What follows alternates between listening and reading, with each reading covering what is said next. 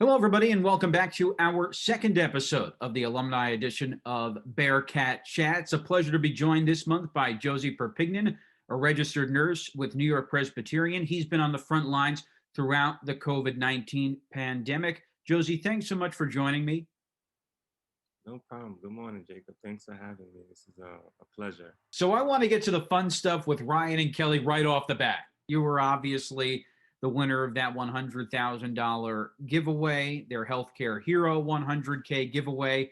Take me behind the scenes a little. For those that didn't see the video, they hook you up with Gelman, the producer, and sort of the idea was, all right, he's going to ask you a couple of follow-up questions to see your merits for the award. And then you end up with Ryan and Kelly. Tell me, what was that like? How did that all come about? Well, I was nervous. It was so totally unexpected.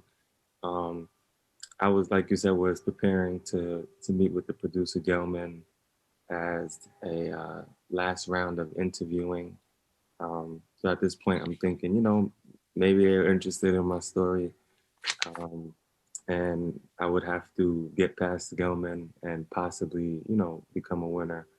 I was under the impression that even if I did get past Gelman, that they would still use my story to feature on their show, even if I wasn't a winner. I was still, a little wowed by that. But once he came on and we started our conversation, his connection started to, Yeah. in and out, and I started to get nervous me about what I was Did you doing. know you were on the air at that point? Because you were very like poised and calm and collected. Well, see, I was, so my thing was I was anticipating interviewing, and because it was, to me, the last rounding of interviewing, I wanted to be ready and be as professional as possible because I didn't know what to expect. So they kind of prepped me because I was actually told that, it's casual, it'd be casual, but I was like, no, I can't be casual for any interview. So I really had no idea. And I'm calm, but inside I was not calm at all. And Yeah. then part two of that is, okay, you're on with Ryan and Kelly, and you're having this back and forth, and maybe we're on the air, maybe this is just like a test as part of the interview process. And finally at the end they say you've won. So what was that moment like? I was sweating profusely. My arms. I don't usually sweat. It's not, but my entire body was just sweating. I was sweating. I was shaking, and I was. My wife was in the background, like jumping up and down, and stuff. So I was trying to, keep my composure, but at the same time, I just still couldn't. I still don't believe it. Hmm. Even though the funds hit the account, it's just like unbelievable. Like you wouldn't expect something to happen like that for yourself. You might think of it happening to someone else, like, oh, that's really nice. But for yourself, it's like you could never imagine it. So I was just wild, just wild. Well, I think there's two parts of it. Even if it was totally off air and not on national television, a $100,000 gift to help forgive student loan debt would be overwhelming. And by the way, you're on one of the most popular syndicated programs finding out about it. Yeah, exactly. So it was like a double whammy. I got everything at once, and that $100,000 definitely made a huge difference. I had 130,000 of student loans. So that took a huge weight off my shoulders. So grateful for it. Shifting to your work at the hospital, one of the things I was struck by is you're working these 12-hour shifts and then you're quarantining from your family. For most people in any stressful job, their family is their outlet. That's who they look forward to seeing Yeah. after a long day. How did you handle that and really maintain your emotional sanity? Well, it it was a an emotional roller coaster throughout. I think the emotional sanity came from being able to come to my room after and video chat with my wife and my kids, Madison and Jason and Tiara, um, and just having them still feel like they're there, even though they're not physically there. And that's something that I had to do every night before I went to bed. I had to make sure that, I spent some time with them on a video chat. And with that put me in a good space mentally and emotionally, which allowed me to kind of kick back and really just relax myself and kind of like internalize everything that I experienced throughout the day and figure out how I'm going to use the energy that I have to something more productive and positive versus just dwelling on the negative that came with the situation. So basically, just having them there at that reach and knowing that they're supporting me and they're praying for me and my family in general, sending me packages, care packages to make sure that I have all of the vitamins and all of the food and necessities that I need to stay healthy. So they made it very easy for me to experience, to go through that experience. One of the things you said with Ryan and Kelly is that being a nurse really allowed you more of that one-on-one personal connection with your patients than just being a physician. And this is something we've heard from, or I've heard from nurses throughout this pandemic. Can you give us more detail and insight into what that relationship is like with patients, particularly someone that's gotten COVID? This is probably the most stressful time of their life, potentially. Yeah, so my thing is my motto is once I clock in, I leave my personal feelings, anything personal at the clock. It's not about me anymore at this point. It's tough because for one, we're battling a virus that we really know nothing of, and we're watching our patients come in and end up, dying and not being able to go home to their family and their loved ones. And it was just something that we weren't used to seeing. Seeing so many people die at the rate that they were dying at, it was starting to become like a normal thing, which is not normal at all. So just knowing that as a nurse, I have access to them at the bedside, and I know that they don't have family. Or they may have family that aren't allowed to come onto the units or into the hospitals. So technically, they're alone. If I can find a way to have them interact with their family, whether it's a phone call, a video chat, whether they're intubated, extubated, whether they're conscious or not, I still make that time to give to them so that their family can be involved and feel like they know what's going on and just to see their loved one. But putting everything to the side and knowing that if this was myself or my loved one, how I would want the provider to care for them. And it's that being at the bedside and being there for them, no matter what it is that they're going through, and just having that selfless attitude towards them. And that is what I pride myself off of. And I love being at the bedside.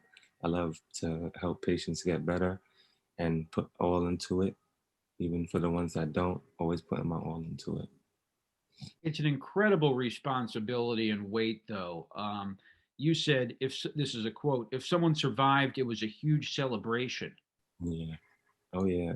They would play music throughout the hospital, a specific song they would play, and that would tell us, oh, somebody that was on a ventilator is now off the ventilator, now breathing on their own and possibly on their way home or, to a step down unit.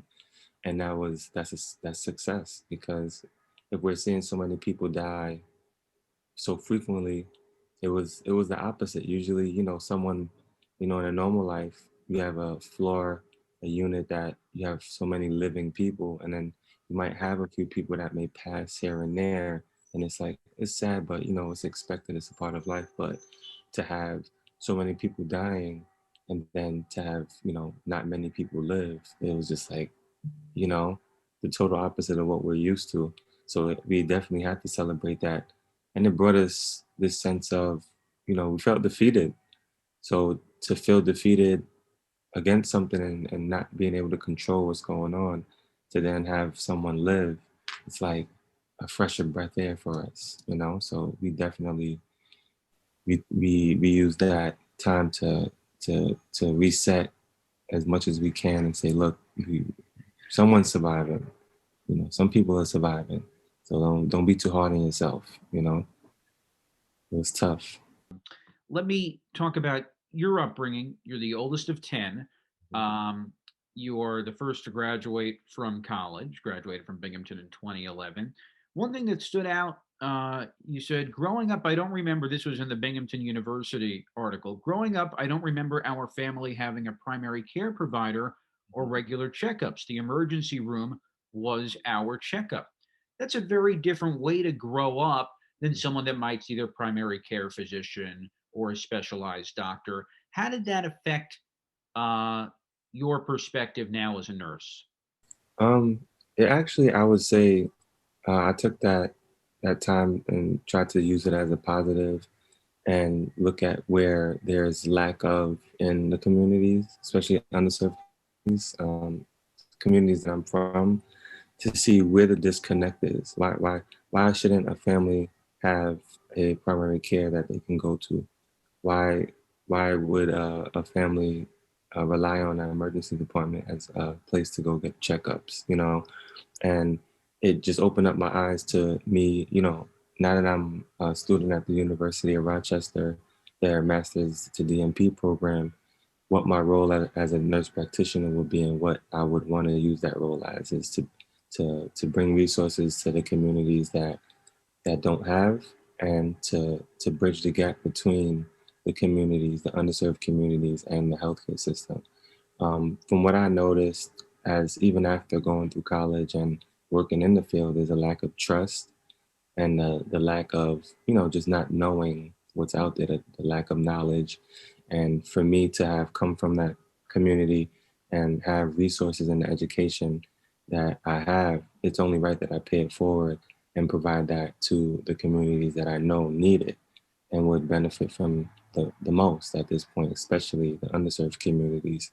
So just understanding that, having that relationship with a provider at a earlier age, and even just throughout your life in general, I think makes a difference in your healthcare outcome.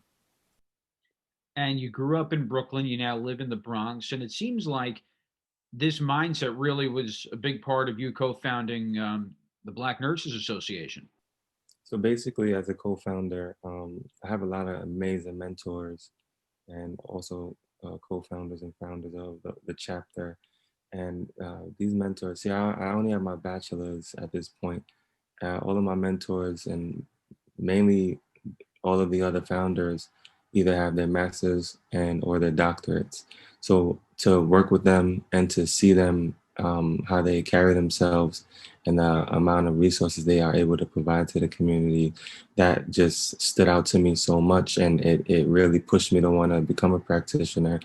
But just knowing, and these are folks who come from the same communities that they're serving. So just knowing that we can come together as a team, even if we're from different parts of the borough, different neighborhoods we grew up, we still kind of experience the same thing regarding the lack of resources, the lack of trust, and uh, dealing with the different health issues and comorbidities, and knowing that we can come together as one and give that to the people that are from our communities to help, bring some sort of change to lifestyle and healthcare. And once, we sit down and we come together, we look at the different issues, whether it's maternal health, whether it's mentoring the youth, whether it's providing resources and access to care, whether it's providing education, providing equipment, um, anything that we see as an issue and as a threat to our community is something that we address, and we take on full throttle. We go all out, as if we have to escalate it up to the elected officials, which we do. We find our way up to these officials, and we let it be known what our issues are and what needs to be done. And we're going to stand our ground with this. Very impressive. To really make it personal for you and go into as much detail as you're comfortable with, you're just finishing your bout with COVID-19 yourself. It's one thing to be the giver of care. Yeah. I imagine it's a very different feeling to be the receiver of care. Oh yeah. To think I was in working in the pandemic when it was at its highest, and I never contracted. Very always very safe, and I think you just never know where you can get it from. And just I contracted it on November 30th, and I was tested the second, which when I found out I was actually positive. And it was just a rough road, just having to stay isolated in the room, away from my kids. My kids haven't been here; they've been with grandma. My wife has been here, um, quarantining in the other room, but she was my care provider. She's not a healthcare provider in the sense of what she went to school for, the way she cared for me and provided everything that I needed, vitamins, medication, my meals, tea, water, checking in on me and making sure I'm staying a little active. And it was hard because you feel lifeless, like there's nothing you can do. You can barely breathe. You can't really go anywhere, and it's scary to know someone is caring for you, and they're doing the best that they can. And she did a phenomenal job.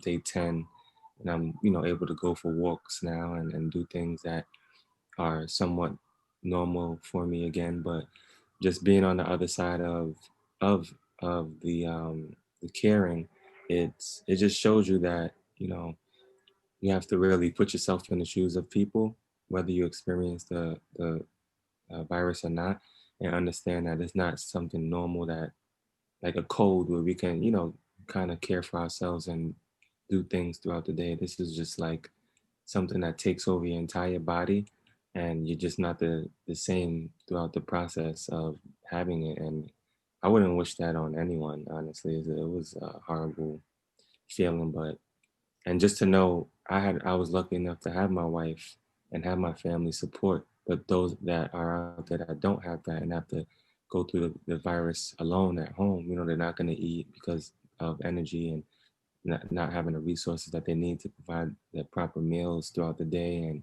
vitamins, and going to the store. You don't have the energy to do that. So I could see how a lot of people just end up falling victim to the virus, and letting it get the best of them. So very grateful that I had the support. And what are you, 31 or Yeah, 31. right? We're around the same age. I mean, you're in great shape.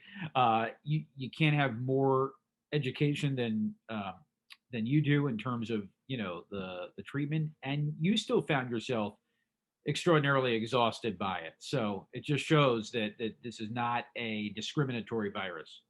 Yeah, exactly. It does not discriminate. And those that think that the virus is not real, I'm sorry to tell you, I would hate for you to have to experience to think otherwise, because it's definitely real. Definitely real.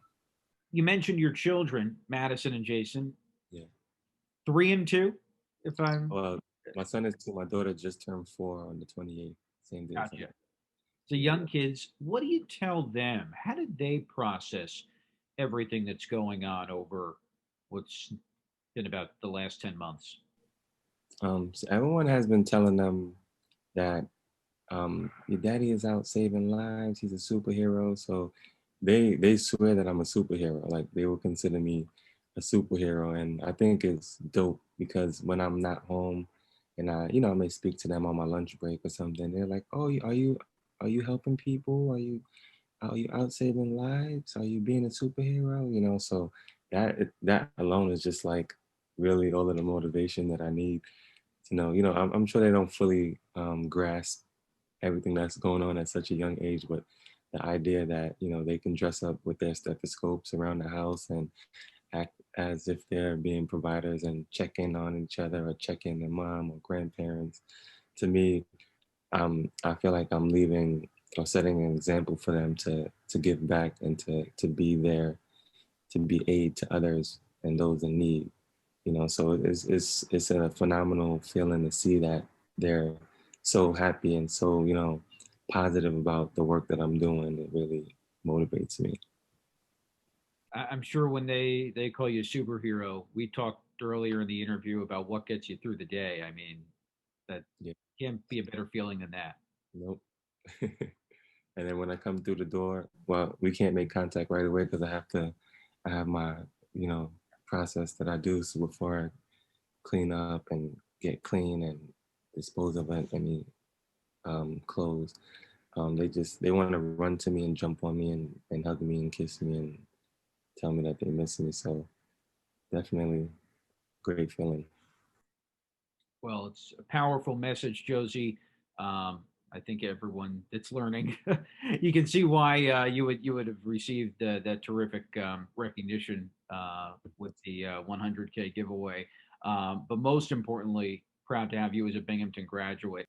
I go back to Binghamton every year for alumni weekend and things like that. I love to see what the university, um, how they progress so much from when I was back there. Just even looking at the dorms and the way that they engage alumni.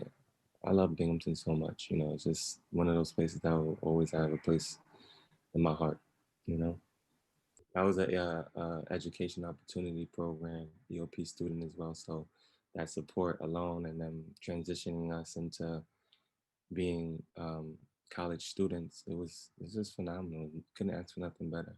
Such an amazing team, and they invest so much in students, and it shows. You know, at the end, as years go by, we were a product of those that helped, groom us into the people that we are today. Well, Josie, thanks so much for the time. Wishing you, glad that you're making a speedy recovery from COVID, and wishing, of course, you and your family only continued good health. Thank you so much, Jacob. I appreciate you taking the time and interest in getting to know me a little more and putting my story out. And anything that I can do for Binghamton, for you guys, I'm an email, a phone call, text away. Do not hesitate. I'm always here to give back. Thank you for everything.